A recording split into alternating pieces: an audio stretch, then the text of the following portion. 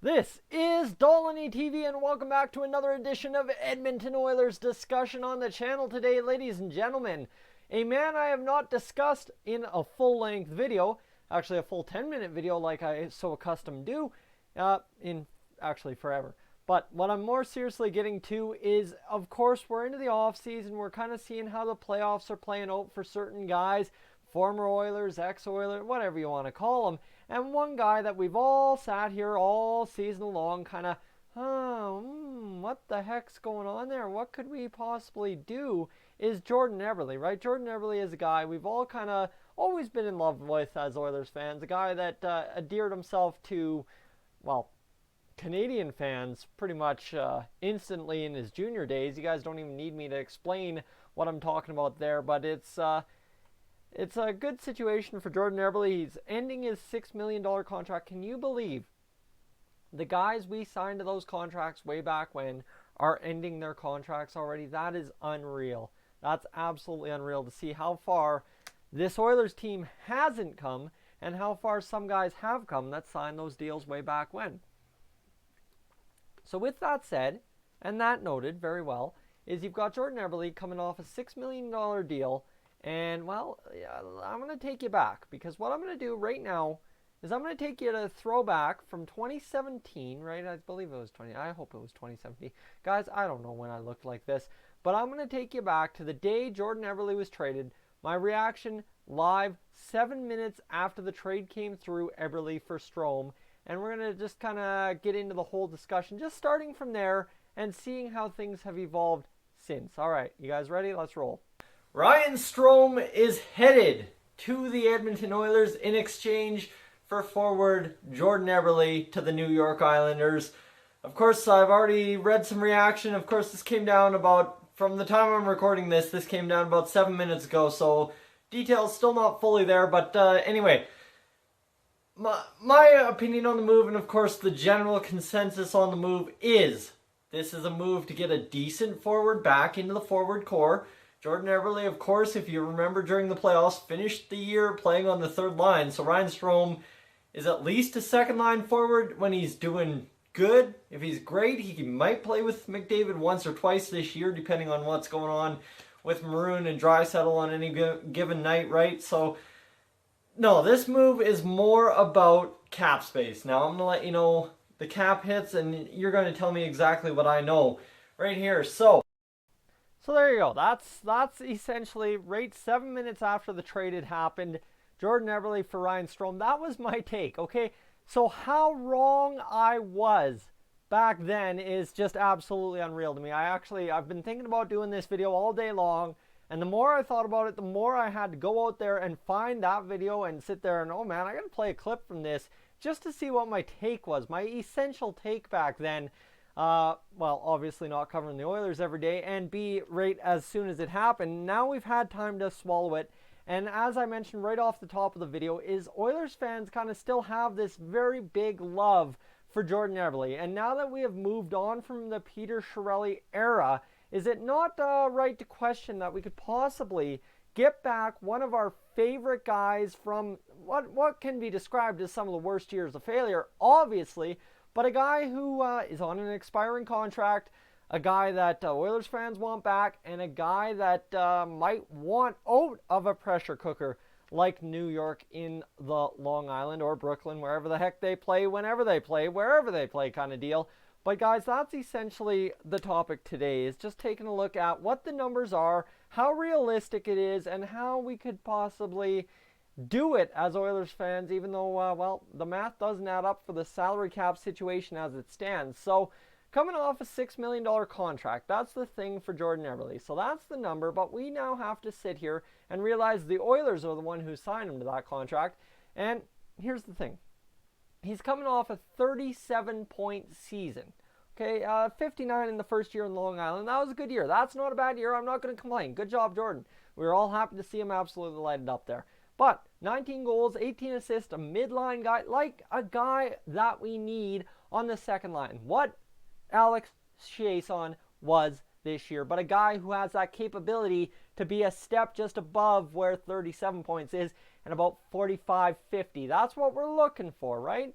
And so now you sit here and you're, okay, Jordan Eberle is a guy who makes sense. And from a fan standpoint, man, it would be heaven to have him back. Obviously, we got Sam Gagner back. Look at the fanfare for a guy that was playing in the minors all year until he got his chance with the Oilers on a second go around. Guys, we went nuts for Sam Gagner. Honestly, if Oilers fans went nuts in a good way for anything, you could describe the fanfare for Sam Gagner coming back as nuts. Because we didn't have a lot of positivity this year, and that's about as nuts as it got positively for us at times. So my cat's scratching on the door. Zap, come on. You're a better girl than that. You know that.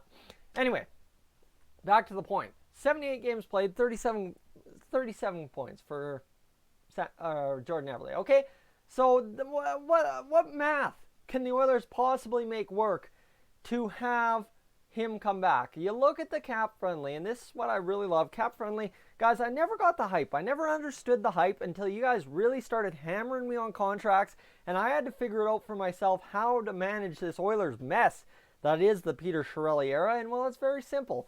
You look at two contracts that the Oilers have on the books on the NHL roster this year that were absolute dead-end contracts, might I add. Yes, it wasn't Toby Reeder's fault, but in a sense, $2 million for what we got out of him was a dead-end contract, and I'm not going to step back from that remark. $2 million there, and $1.95 million for Mr. Alex Petrovic. Those are contracts on the books that end this year. Obviously, Bob Nicholson, even without naming a new GM, already knows Toby Reeder isn't an Oiler next year. So, fans, dump your Reeder jerseys. You don't need them. But what you could possibly need for that price, $3.95 million. I'm not saying, I am nowhere near advocating that the new general manager should pick up the phone to Jordan Eberle's agent first day and say, hey, we'd like to offer Jordan $3.95 to come back to Edmonton. Because, please, do not think I am that stupid that we can afford that straight up for Jordan Eberle. That's not what I'm sitting here. I'm on the train that I've been on the train all season long. If Jordan Eberle wants to come back, he can come back for $3.25, $3.5 million if we can free up that extra $2,500 or $250,000. And then suddenly, guys, maybe we're talking about having a bona fide second line right winger. Now you got to figure out somebody on the left wing, but there's a couple guys down in the farm that could possibly take that role, right? A Tyler Benson, Cooper Marody, like there's guys that could do it. Joseph Gambardella, honestly, could vie for that spot right out of camp. Don't kid yourself. He looked great up there with Nuge, and you give him some time in camp and in the off season to play with Nuge. Guys, don't kid yourself. It could be an absolute monster of a year for Joseph Gambardella. Josh Curry, possibly. Obviously, in my opinion, you guys probably have heard the same rumors I have about Lucic. I'm waiting on more to mention it outright, but if those rumors are true, maybe we don't have to worry totally about the cap space situation, but anyone but Lucic on the second line, please. That's essentially that's my take on this year for sure. So guys, that's as easy as I can make it on Jordan Eberle to come back to the Oilers, come play and sit here and talk about it. You've seen my take on what the trade was, and now comes the question of the morale situation for Jordan Eberle. As Jordan Eberle, someone who was dumped and changed from in the Oilers organization under Peter Chiarelli and Bob Nicholson, would you A, want to come back and play for that same organization knowing Bob Nicholson is still the man in charge, or would you say, you know what, pass? Or would you say, I'm all in, man, I would love to return? And we have heard, if you follow the same rumblings as I do throughout the season, you've heard, hey, Jordan Eberle might want to come back. He might want to go to the pressure cooker, like I mentioned, of New York, Long Island, Brooklyn, and come back and play in a Canadian market, small market, but a pressure cooker nonetheless in a different state, but not as bad as New York, where you're getting flagged down in the newspaper that goes all across the country, obviously. So for Jordan Eberle, does it make sense? Maybe it does. Does the price tag make sense? Maybe it doesn't. But I think Jordan Eberle at 3.25, 3.5, heck, if you have to go up to 3.95, if you can free that up and free up other cap space to fill in the other needs, maybe not a bad go for the Edmonton Oilers is my opinion on that. But my question as the thing goes, is Jordan Eberle an actual answer for the Oilers? Is he? I don't know. I think he's a bona fide second liner on this team for sure. But Is he an answer? For the price? For the age? For the history? I'm not sure. Guys, it's for the theatrics in the comments section to decide now. Ladies and gentlemen, definitely get down there. Let me know your take. You've seen two takes for me. 2017, 2019, two different looking guys. Same opinion. Well, not same opinion. Same guy. Different looks. Different opinions, I'd say. And obviously, well, here we go.